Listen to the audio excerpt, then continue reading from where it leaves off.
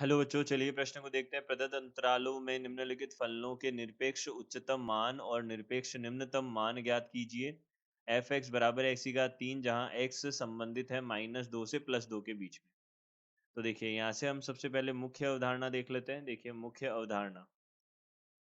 तो मुख्य अवधारणा के अनुसार कोई भी फलन हमारे पास में y बराबर एफ एक्स है, इसको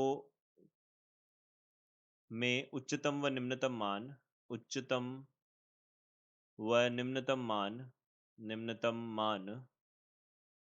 अंतराल ए से बी में अगर ज्ञात करने हो, माफ कीजिए, ज्ञात करने हो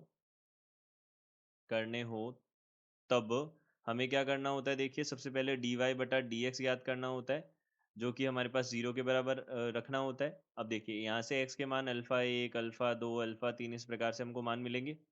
अब देखिए, इन मानों को हमें क्या करना होता है, फलन में रख के देखना होता है। यहाँ से एफ ए लेना होगा, एफ बी लेना होगा, यहाँ से एफ अल्फा एक, एफ अल्फा दो, इसी प्रकार से हम सबकी क्या करते हैं, तुलना करते हैं। और जो उच्चतम मिलेगा, जो सबसे बड़ा मान होगा वह उच्चतम बन जाएगा, और जो सबसे छोटा मान होगा वो निम्नतम बन जाएगा। तो यहाँ से एफ एक्स हमारे पास में एक्स की घात 3, यहाँ पे एक्स संबंधित है -2 से +2 में। अब यहाँ से हमने इसका अवकलन किया तो कितना हो जाएगा, 3 एक्स की घात 2 हो जाएगा। इसको 0 के बराबर कर देंगे, एक्स बराबर कितना हो जाएगा, 0 हो जाएगा। अब एक्स का मान यदि 0 आ गया, तो अब हम क्या कर सकते हैं, यहाँ से एक्स का मान यदि 0 आ गया, तो अब हम यहाँ पे सब एफ 0 ज्ञात कर सकते हैं, और एक हम यहाँ पे क्या ज्ञात कर सकते हैं, एफ 2 ज्ञात कर सकते हैं, और एक क्या कर सकते हैं, हम एफ -2 ज्ञात कर सकते हैं। ये तीनों मान ज्ञात कर सकते हैं। तो एफ 0 तो 0 हो जाएगा, एफ 2 अगर हमने रखा तो यहाँ पे कितना हो जाएगा, 8, और एफ अगर -2 रखा तो -8 हो जाएगा। यह बनेगा मान। इनकी तुलना की तो सबसे बड़ा मान तो -8 आएगा, और सबसे बड़ा मान तो कितना आएगा, 8 आएगा, और सबसे छोटा मान क्या आ जाएगा, -8 आएगा। तो हम बोल सकते हैं फलन का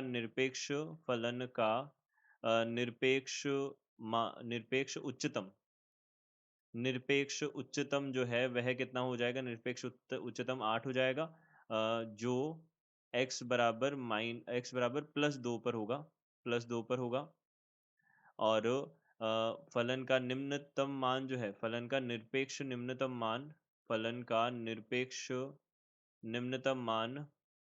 निरपेक्ष निम्नतम मान कितना होगा, -8 होगा, जो x बराबर -2 पे होगा, यह हमने बोला। तो यहाँ से हम बोल सकते हैं, दिए गए प्रश्न का उत्तर यह है। आशा करते हैं आपको समझ आया होगा। धन्यवाद।